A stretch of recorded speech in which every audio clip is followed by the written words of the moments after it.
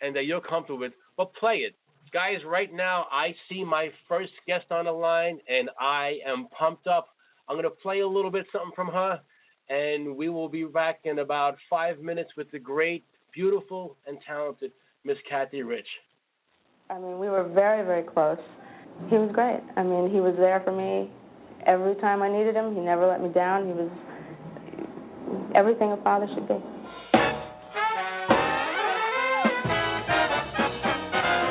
I fell in love with you the first time I looked into them there eyes. You got a certain little cute way of flirting with them there eyes. They make me feel so happy. They make me feel so blue. I'm falling, not stalling, falling in a great big way for you. My heart is thumping. You started something with them there eyes. You better watch out. It's your wise little brown eyes. They sparkle, they bubble. They're gonna get you in a whole lot of trouble. You see, babe, them there eyes.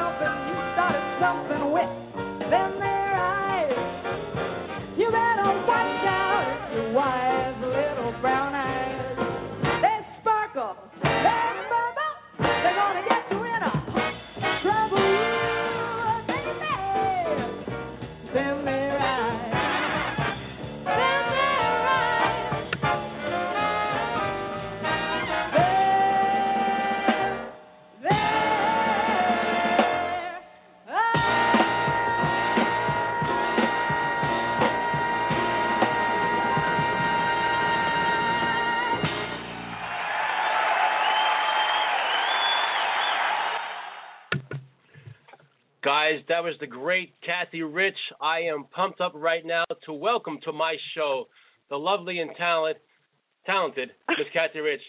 Cathy, Joe Gans is around the kit. How are you tonight? How are you, Joe? I'm happy to be with you. Good. What did that song do for you when you heard it just now? I just started laughing. Because I'll tell you why I'm laughing, because my son is listening, and I know he's laughing, because he always makes fun of me with that song. Oh, my God. Let me just tell you, thank you very much for this intimate time. It is my pleasure. And how are you doing tonight? How are you? I'm doing great. I'm doing fantastic. I'm in Chicago. It's freezing, and we're doing great, getting ready for Christmas. Okay, speaking of Christmas, and, I'm big on tradition, and to me, Christmas is cold. Right now, I don't know if you know, in New York, it's going to be 70 degrees on Christmas, and to me, that's not Christmas. It's crazy, the weather. But when was the last time it was 70 degrees at Christmas in New York? It's got to be 100 years. Oh, my God, that's a great question. Like myself with tradition, are you a big person, you look forward to Christmas? Is it still a big time for you and your family? Actually, yes. We're kind of spread out. My son was here visiting me a week ago, so we kind of had a little early Christmas, but then I'm going to California to see my mom for Christmas on Tuesday, so I kind of have to travel around if I want to see my family. Exactly. I want to start back with you a couple of years. I'm not going to mention your age right now in the air. Oh, thank you very much, Joe. I'm 27, but, that's okay. Exactly. Okay. Growing up in New York and L.A. as a little girl, what was it like, back then with the music scene? What was big back then? Do you mean like back when they had like the steam engine? You're making it sound like I'm 73 years old. No, I didn't. I just said when you were a little girl, what was when I was a little going girl, on musically? Well, obviously, I'm a big classic rock fan. So, you know, the bands that I loved, you know, starting with the Beatles and Zeppelin and, you know, Deep Purple, those are my bands. That's what I love to listen to. So that was kind of, you know, I took my dad to see Zeppelin on their last tour, and that was pretty interesting. So, you know, that's the stuff that I listen to. I'm a big rock fan. Okay. Talk to me about the girls in the garage. Okay. Wow, you're probably the only other person on the planet besides me that knows about that. But that's good. That's yes, good. I had the distinct pleasure, I'll use a question mark, of working with a guy who, you know, unfortunately passed away last year, Kim Fowley. And he was famous for taking young girls. I was not one of the young girls he took and did anything weird with, which is a good thing. But he took young girls. He created the Runaways, obviously. And I was signed to Liberty Records back then. And they said, we're going to put you with this producer who's, you know, really excellent with, you know, kids, and he's doing all kinds of great things. So he and I got together, and he said, we're going to remake Wild Thing by the Trogs. And I said, okay. You know, and so he was just a really crazy guy, but was always really wonderful to me. I have nothing but great things to say about Kim. And, you know, we did this single, which was Wild Thing, and then on the back was another song called Paper Tiger, which was crazy. And he had all these, you know, insane musicians in the studio, and we came up with those two cuts. Okay, by hearing your voice now, were you did you want to be a performer, or were you just thrown in there because maybe you said to yourself, well, my father's the greatest drummer in the world, maybe I should do something, or did you want to perform? No, I was always performing. I mean, from as far back as I can remember, I was always singing. And, you know, whether it was in school, in, you know, choir and chorus, I mean, I was in the honor chorus. I always loved singing. So it wasn't a real big stretch for me to, you know, take the step, you know, onto the stage. It happened strictly by chance. My dad and I were driving around in the car one day, and The Beat Goes On came on the radio, and I was singing along to it. And he said, you know, we're doing an album in L.A. next week. Why don't you come and sing that? He said, we'll get a chart written and come and do it. And I was like, okay. And that was it. That's how it began. Simple, just like that. And I got signed, you know, after I did The Beat Goes On, then I got signed to Liberty Records, and the rest isn't history. There you go. Take me back to the first time Cathy Rich said to herself, you know, maybe this man who I call my father, my hero in life, maybe he's something more to me than just a regular dad. Do you remember the time, how old you were, when you said to yourself, wow, my dad's something special? Well, he was always special because he was, you know, he was a great dad. Just, you know, aside from, you know, I don't think as a kid you ever really look at your parents or what they do as something special because it's just what they do. It probably wasn't until I was about 8 or 9 years old, and my godfather is Jerry Lewis. And to me, that was like no big deal. He was just my godfather. But he would come to visit us. We were living in Miami at the time. And I remember telling, like, friends at school that Jerry Lewis was coming to my house. And he was huge at the time, obviously. And I just remember, like, everybody looking at me like I was out of my mind, and no one believed me.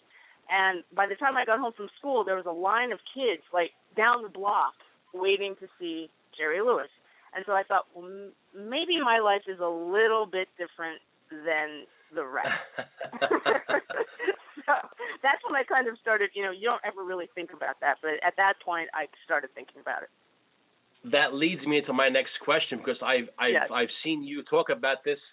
Talk to me about walking into your house and seeing Frank Sinatra making pasta in your kitchen. That's a pretty surreal thing as well. My dad was recovering from his bypass surgery, and we were living in Palm Springs at the time, and our house kind of backed up to Frank's property, and he would come every day and walk with my dad, and they were really, I don't know if people really, realize how close they really were. But from the time that they were on the Dorsey band together until the day that my father passed away, they were really great friends. And I think when you're, friends with Frank, you're his friend for life, obviously, unless you do something to really tick him off. I think that, he was a person that you could really call upon if you ever needed something. And so he was coming over every day, and I happened to be at the house, and the doorbell rang. It was pouring rain, which it never does in Palm Springs. And I opened the door, and he was standing there with an umbrella and a loaf of bread under his arm and a pot in his hand. I looked at him, I'm like, what are you doing here? Oh, my like, God. Where's the kitchen? And he went in the kitchen, and I just remember, even to this day, I sat on the kitchen counter while he was cooking, and we were just chatting and talking and whatever, but I was reminding myself to remember this moment, because it was so surreal that, I was like taking mental inventory of like everything he was wearing, what he was saying, and then he went in the bedroom with my dad, and they just sat in there and talked for like, the rest of the evening for hours, just laughing and talking and eating. And it was, just one of those moments in life where you say, wow, that probably doesn't happen very often. Well, you said a couple minutes ago, and I'm glad you said that they were always good friends. Because, Cathy, a lot of things we read sometimes in the magazines is 80% false. I understand that.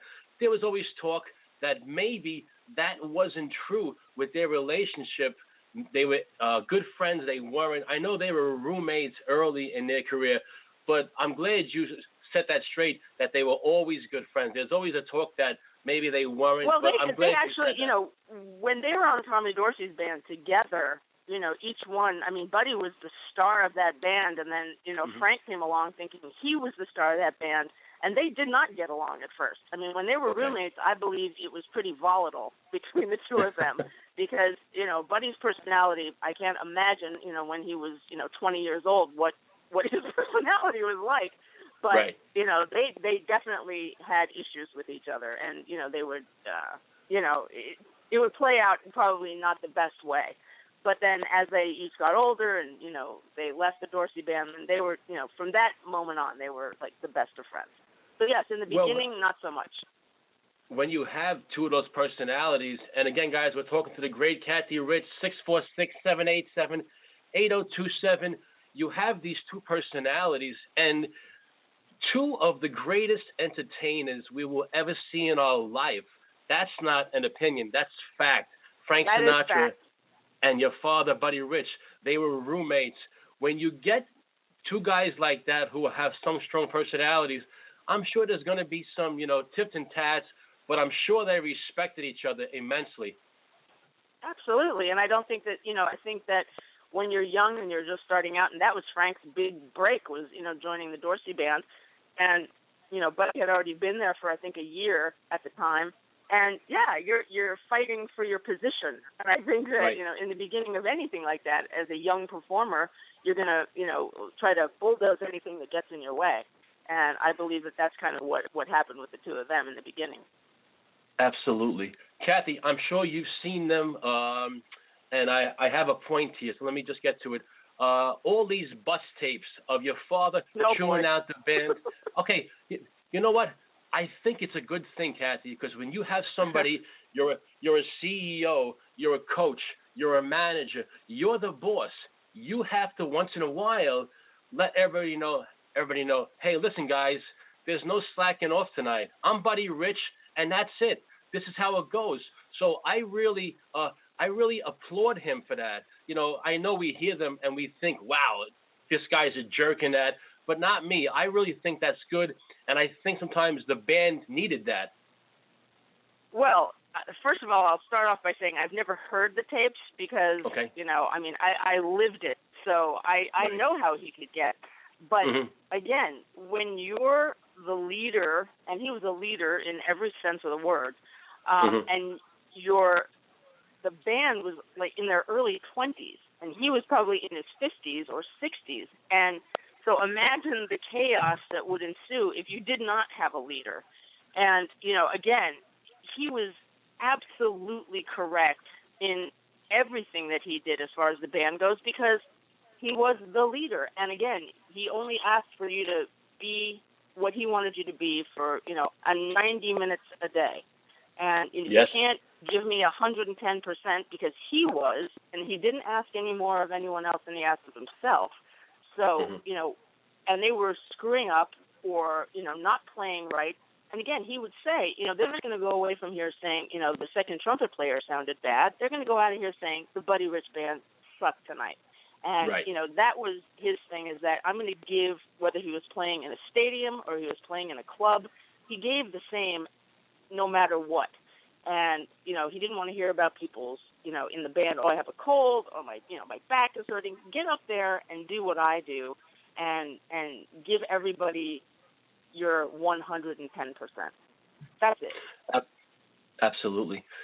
Cathy, was your dad a normal dad? Did he take you to school? Did he take you to the dances? Was he around? I know he was always playing, but was he the kind of dad that would take you to the park and all that stuff? He was all of that and then some, because of, the fact that he traveled so much. So when I wasn't in school or I wasn't doing something, I was with him. And whenever he could and however he could, he would fly across the world. If I was doing, a school play, if I was, doing a concert at school, whatever I was doing, somehow he managed to get there. And, I would just marvel at the fact that, he would come halfway across the world to see, some ridiculous school performance, but he felt that, he wanted to be there. And he was an amazing dad. Great. Cathy, how did your life change on April 2nd, 1987? Ugh. Well, imagine, for me, because my mom and my dad and I were really, that was it for me. I had an extended family, obviously cousins and aunts and uncles, but it really was just the three of us. And, I had my son in 1984, and then it became the four of us. And that was pretty devastating. To this day, it's devastating to me. Right. I really have a very hard time talking about it because it seems like it was yesterday. It's almost 30 years, and it feels like it was yesterday. And, he was such a huge part of, mine and my mother's life. And to all of a sudden have that disappear is really devastating, is the only way I can describe it. And, it took me a real long time to figure out how to do the things that he had asked me to do. Obviously he knew he wasn't going to live, and so he called me aside and asked me to do a few things, and it took me about a year to figure out how I was going to do those things. But I hope now, this far down the road, that I've done most of the things that he asked me to do, and I hope he's happy. Cathy, like you, I had lost my father almost 2 years now, and to me, my father was my hero. Yes. Was my father the perfect father? Absolutely not. He made mistakes around the family and in life, but he was still my hero. And I find myself, and I wanted to ask you, I find myself trying to do things to make him proud, to make him say to himself, wow, my son, my daughter's doing something that makes me proud. Are you like me? Do you say to yourself, I'm doing this for my dad? Absolutely. It's really difficult because when, at the time when he was first gone, he had asked me to do things like, do something for young people, make sure the band stays going, make sure that, the music keeps being heard. And I had no idea. I did not come from a production background. I really didn't know about that, the business side of entertainment. I knew about the performing side. So luckily for me, I had some amazing mentors that really showed me the way. And, I am so thankful that I had those people in my life at the time, because I wouldn't have known what to do. I didn't know how to put a concert on. I didn't know how to, how do I do this? And so, yes, I hope that every time I do something, I hope that it's the thing that he wanted me to do. And I believe that, this far down the line, and all of the things that we've done for him and in his name, and the things that we've created, I'm pretty sure he's happy with everything that we've done. Great, guys. Once again, we're talking to Cathy Rich, and I am so happy she joined me tonight. Cathy, I always wondered about Buddy Rich. this is my opinion, and please, if I'm wrong, tell me. I have no problem with that. I always seen him as a guy who didn't like a lot of drummers. I know John Bonham and Carl Palmer were, was he a guy that actually liked, you said you took him to see Zeppelin. Did he like it? Was he into the drummers of today? And if the drummers, he was live, who did he like? Well, obviously, he told me that, he learned something from every drummer he had ever heard, growing up. And, right. Obviously, Gene was a very good friend of his, plus being a mentor to him. And, he loved the kids. He loved Danny Seraphine. He loved Steve Gadd. He liked Carl Palmer because Carl was a friend. Okay. And so, I don't know. I think it must have been pretty, a pretty bitter pill to swallow. Imagine, you're the greatest that ever was or will be. Ever. And that Greatest doesn't ever. necessarily equal, financial gain. So you see people that are obviously a lot less talented making a lot more money. And so I think that somewhere in your brain that's got to, say something to you. Not that money is everything or, anything, but I think that, somewhere, the balance shifts, and I think that, there were a lot of guys that he did like, and there are a lot of guys he didn't like, but, that's just the way it is.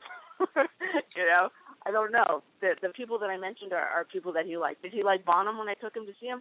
Yeah, I think he got it. He sat through the whole show until the guy came out and set the drums on fire, and then he kind of looked at me and said, "Really?" Oh, God.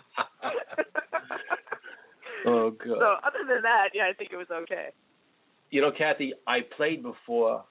You didn't call yet. I played probably the greatest drum solo, not because I think it's the best solo. I just think it's the greatest overall, the setting, 1982 with Frank Sinatra, Concert for the Americas. I'm sure you know all about it. I don't know if you were there. Yes. Wow, you were there. Was that in Barcelona? It was in Santo Domingo. Okay, my apologies. No. And I watched that. I see the 65-year-old. I call your father an animal. I'm sorry. He was just an animal behind the kid. I see the 65-year-old guy, and I say to myself, what is going on right here? I think it's the greatest solo ever. Not only because I don't think it's the best drum solo ever. I just think it's the greatest solo ever because everything Frank Sinatra, him introducing your father, the setting. What do you remember about that and that time? Well, you're leaving out probably the biggest part of that solo, which was he was actually having a heart attack that night. Okay, I read that. Yes. Yes, and I was sitting in the audience, and I sat and I watched it, and I was like, okay, nothing, seemed weird to me. I mean, he didn't look like he was struggling. It was really, really hot down there, and he was wearing a tuxedo, and they had, television lights because they were filming it, and it was probably 110 degrees on the stage. So that, coupled with the fact that, he wasn't feeling well, by the time, I stayed out and watched Frank's segment, and then when I came backstage, there were paramedics there, and they were working on him in the dressing room. And again, so you asked me what I remember. Unfortunately, I don't remember a lot about the performance. I unfortunately remember what happened afterwards, which was, not good. They wouldn't let me in the dressing room, blah, blah, blah. But then he was okay. Like, we went back to our room, and I stayed up with him all night and, sat there to make sure that he was breathing. And by the time we woke up in the morning, he came into my room and said, "Let's go to the beach." I was like, "Are you okay?" And he was like, "I'm fine. Let's go." So there you go. Well, think about this, Cathy. And a lot of my friends, a lot of people on social media, they look at that concert and they see how great it was. And you just tell us your father wasn't feeling good. I mean, incredible. And I just think it goes to show the showmanship. And your father probably said to himself, I'm not feeling good, but I got a job to do. And I think that was his mentality there, in a way. Well, the people I think that came up in that era, it was a real no-nonsense, no excuses, work ethic-oriented era to grow up in. And he never, ever made excuses for anything. And the man had the most incredible work ethic of anyone I think I've ever known to this day. Just went out there and did it. Didn't want to hear about, I'm not well, I'm not this. I mean, I saw him play under the most ridiculous circumstances. And I would say to him, you can't go out there. And he'd be like, look it out there. These people paid their money to get away from their own problems. They came to see me to get out of their problems, their issues, their troubles. I'm going to go out there and complain? No, that's just what you did. You just go out there and do it. Absolutely. Guys, we're talking to Cathy Rich, and as we go on this little timeline, I was in the store once, and I wasn't educated on it, and I'm so educated on it now. I started watching these videos on these Buddy Rich memorials, and the first one I seen was Steve Gadd, Dennis Chambers, and Louis Bellson, I think. Yep. Am I correct? And Dave Weckl? Yep. It was just great. And then I watched other ones. Talk to me about the memorials and how you came upon that and what you became with that. Well, it's interesting because we talked about, what Buddy had asked me to do and the fact that I had some, great people, advising me at that time.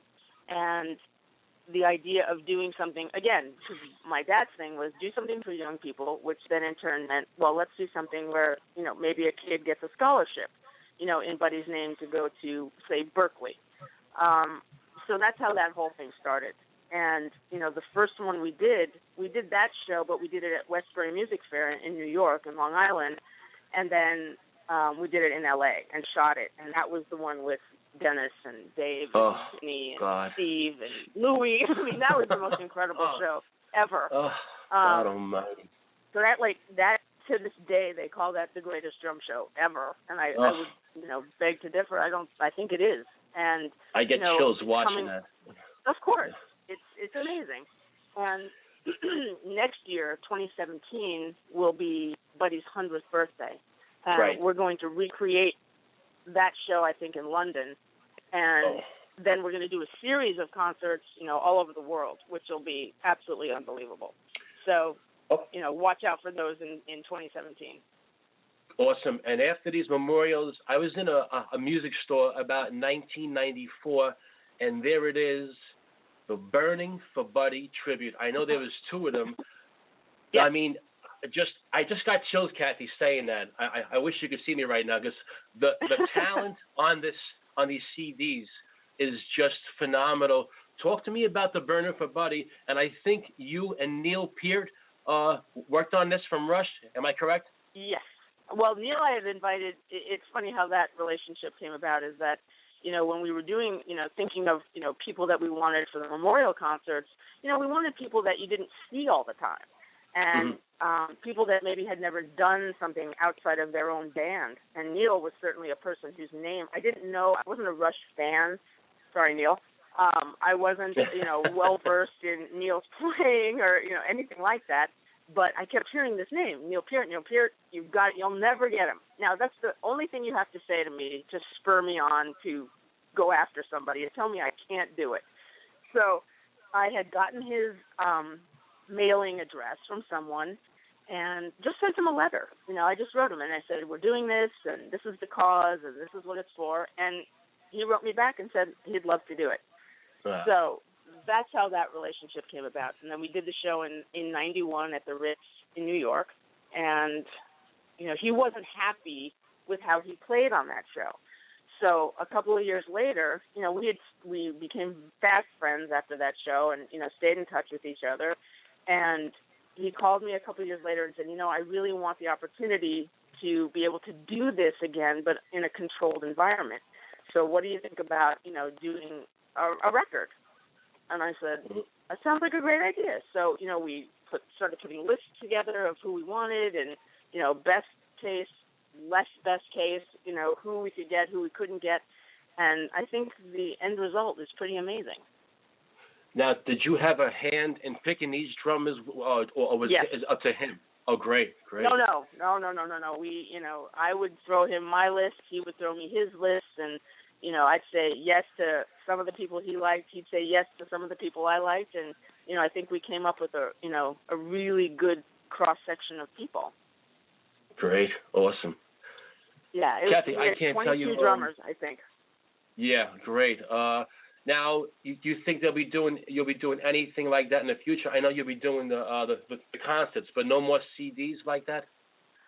I could never say never. There's talk about doing volumes 3 and 4.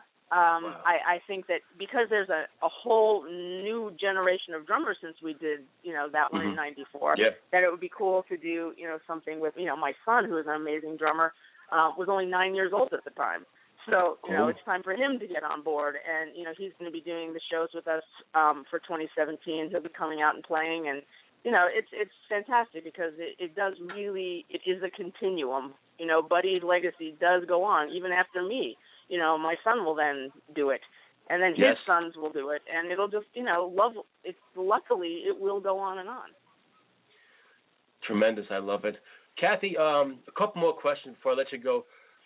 If you could have your father back for one night, would you rather like to see your father play a solo in front of his fans or spend the night with you? Oh, that's way too easy to answer. I wouldn't let him go. Are you kidding me? Okay. I would keep him locked in my room. There's so many things I would want to tell him. Okay, and this is my last question, and please, it doesn't mean no disrespect. I really want to ask this because I think it's important, and I hope you just answer it the way I think you're going to answer it. Yes. What did your father love more, drums or his daughter? Oh my God, I think that's pretty easy to answer, don't you? I'm it waiting. would have to be me. I was it until my son came along. I was really it, and then I kind of, once Nick was here, that was the apple of his eye. So yes, I would say up until then, I would have been it, and I think he would have thrown drums out the window if it was down to drums or me. I think it would be me. Because I think sometimes when we see someone like a Buddy Rich, the greatest ever, we don't know where he is, and we wonder sometimes what he really loves in life. And like me, I'm a drummer for 33 years, but I go upstairs right now and I burn my drums to save my daughter. My daughter is my life, and drums is second. I just had to ask that question. I hope you're not mad at that. Of course not. But I think what people don't realize about him, you saw him on TV and you read articles or you saw the public persona of him, but he was really the sweetest, kindest, gentlest man that you'd probably ever want to know. If you were in the inner circle, you would know that about him. But there weren't very many people that he showed that side of his personality to. So he was a family man. He, just liked to hang out at home. He wasn't a party goer. He wasn't a showbiz guy. He was a regular guy who just happened to have this ridiculous talent. What do you think Buddy Rich, his legacy was and will always be? To always aspire to be the best that you can be. That's his legacy, is that he wasn't here to intimidate, he was here to inspire. Cathy, I've talked about this on my show. Earlier in this show, in my life, people always use a word. It's my least favorite word in the world, and it's the word can't. Can't, to Joe Gans, means failure. It means you're lazy, and it means you don't try hard enough. Tell me you couldn't or you didn't before you can't. So I'm like you. I just despise that word can't because it means somebody is just not trying. And I really, I'm so grateful for the time you give me tonight, this half hour. You're a beautiful person. And anything you want to talk about, or plug? Wow. Well, the Buddy Rich Band is, still out on the road. I mean, we started up the band again 3 years ago. and to great success. And, thanks in part to my wonderful fiance, Greg Potter, who, does a great job with the band. And we're actually going out on the road. We'll be in L.A. after NAMM on the 24th in Los Angeles at a club called Typhoon. And then, we start to sort of, tour. And, wherever we are, I always put it up on my Facebook or the website, thebuddyrichband.com. And, just check it out. It's fun. It's not like we're out there that Greg thinks he's Buddy or that we go out there thinking that, we're recreating Buddy. It's just an incredible night of fun and music in the spirit of how Buddy would have wanted it. Mm-hmm. Cathy, when I end my interviews, I ask my guests one question, and the question is that I don't dispute it. Cathy, on a scale of 1 to 10, rate this interview honestly. I would, it's funny that you asked that question because I was going to say this to you if you hadn't said it. I was going to say you really do your homework, and this is probably the best interview of questions I've ever done. Wow. Cathy Rich, I am goosebumped right now. Thank you so much. I'm sure you know I have a Greg Potter on the show next month. I'm sure he told you already, but I am looking forward to Greg. Oh, I'm sorry about that. I got to tell you, I watch him, and it's tremendous. He's a tremendous drummer, and he's doing a great job in that band. Cathy, thank you so much. I hope down the road I can pick your brain some more, and I wish you a Merry Christmas and a Happy New Year, and God bless you. Same to you, Joe, and all your listeners, and I hope we get a chance to talk soon again.